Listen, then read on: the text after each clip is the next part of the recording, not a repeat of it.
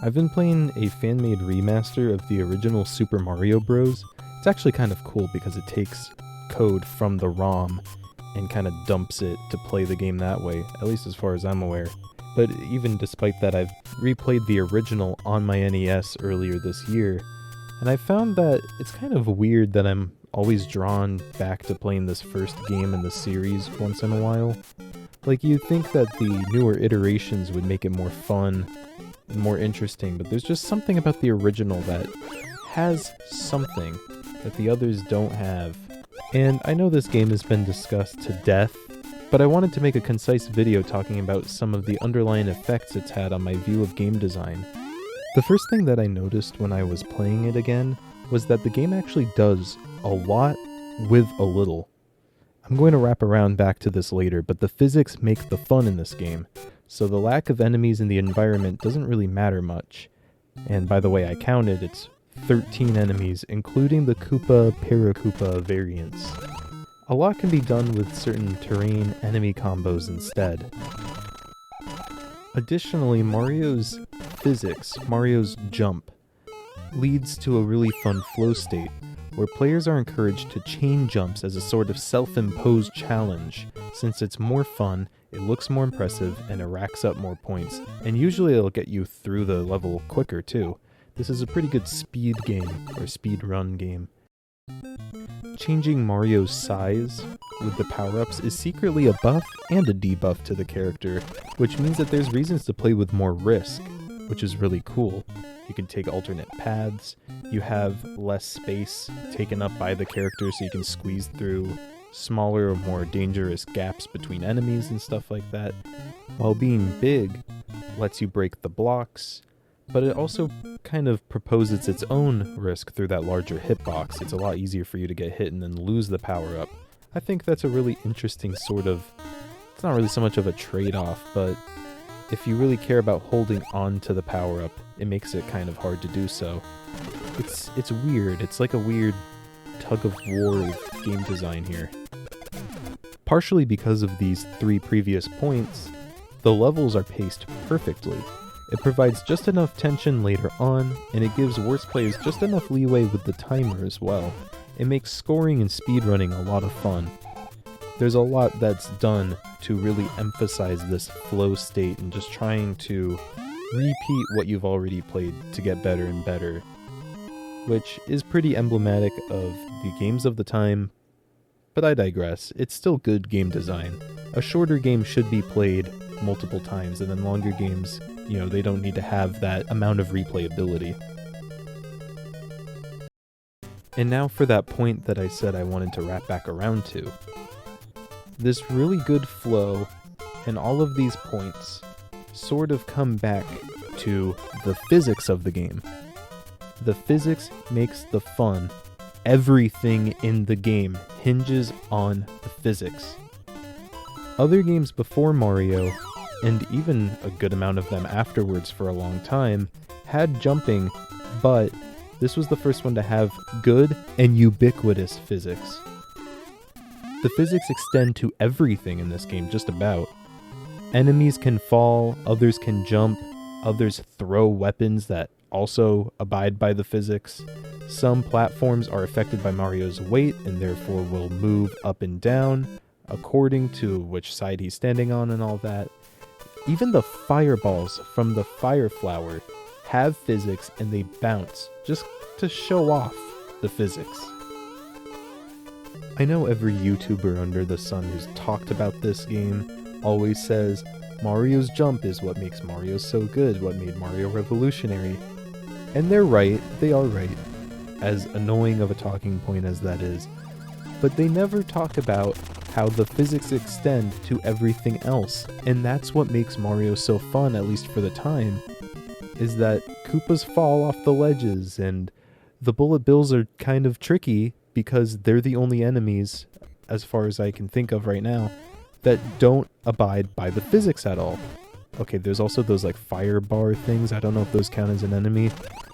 Regardless, it's so interesting because you subconsciously need to account for gravity because it's going to affect everything that you do just about.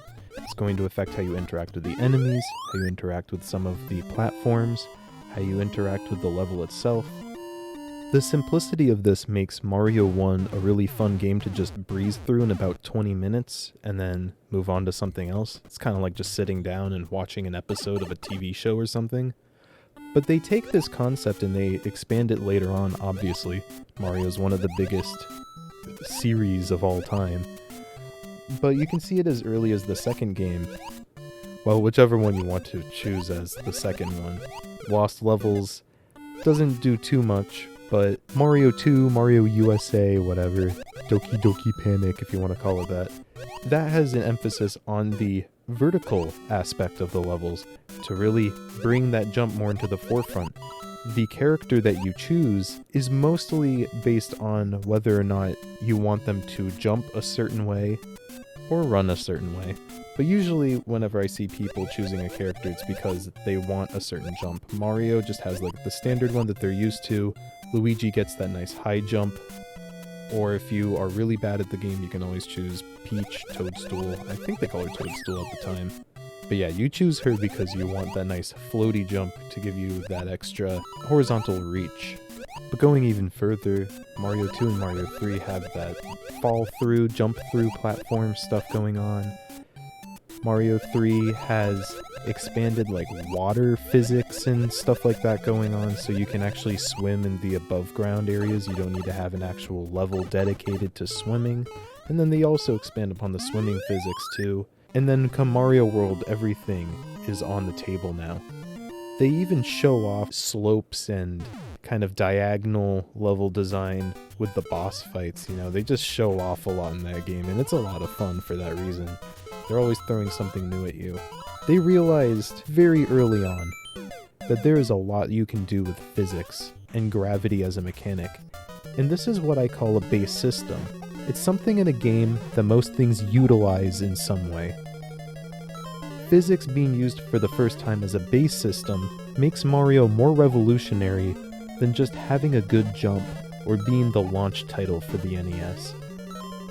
And just to prove that I know that they were extremely confident in this base system and this concept in general, they replaced most, if not all, of the Goombas in the second quest with the Buzzy Beetles, so you can interact with the physics even more by kicking them around and stuff.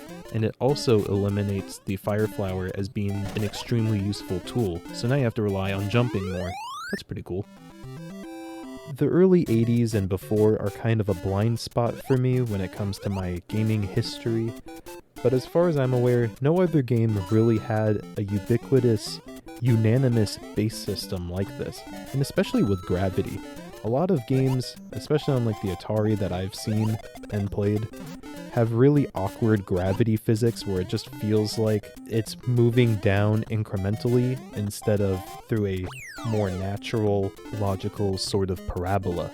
Even some of Nintendo's other early NES games like Metroid can be seen having more older school game design than Mario.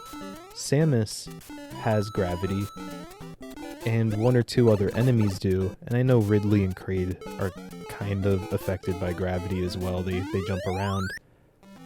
But nothing else does. All the other creatures move back and forth, or up and down, or in like a sine wave. But you know, they're never really pulled down by gravity, and the level design doesn't really utilize gravity in any interesting ways with them, for the most part. And this isn't to say that any other game that came out around this time that had jumps that weren't as good as Mario's or as ubiquitous as Mario's gravity system is were bad or anything. I'm just saying that Mario really nailed this base system that would go on to affect many other games, where they started realizing that gravity is something that they should just have in these games. And now you're starting to see this with other systems too. I think Breath of the Wild, for example, really nailed the chemistry system as a base system into something that I think a lot of games in the future are going to want to emulate. I mean, it's just so natural to cook an apple or something by throwing it in a fire. That really was not a big thing before Breath of the Wild, but it's just such an obvious base system now, you know? Maybe I'll make another video about base systems as a concept, and I don't know if that's already a term or not. I didn't go to college for game design. Sorry, Full Sail University, I'm not dropping $50,000 a year to go and get a worthless degree, but I'm calling it a base system. If there actually is a term, let me know in the comments. If you don't know, you like the term base system, cool. But all in all, base systems, and particularly the base system of gravity in this scenario, are what makes a lot of these old games so memorable, so legendary, so standout, and that's what makes Mario so important too. Most games have gravity, and I feel like they have gravity to the degree that they have because Mario laid that foundation out and showed that this is an important part of the medium. Base systems are important. Thanks for watching, especially if you watched this far. I don't know how you're listening to this if you didn't. Maybe you just skipped around. That's fair. If you want to hear more of these kind of deep dives into these specific mechanics and stuff like that, that's kind of what this channel's about, and it's what I plan on doing in the future, and I want to talk more about base systems as a concept in the future, because I think a lot of people, after hearing this one, they'll think it's just gravity or chemistry or something like that, but it runs deeper than that, and it can be a little bit more niche than what I'm kind of getting at here, but it's something we can talk about in the future, and, well, that's kind of what this channel's for. So subscribe if you want to hear more about that. Like this video if you thought that was kind of interesting and you didn't know that already. I really tried to make this video different from all the other Super Mario Bros. 1 videos because they're so annoying. I know because I've watched them too. They are all the same and I just wanted to make something a little different and I think I did. I really do. Leave a comment too. I like reading comments. It's kind of half the point of the channels just because I like talking to people and this is kind of a fun way to do that. But yeah, bye now. Are you proud of me?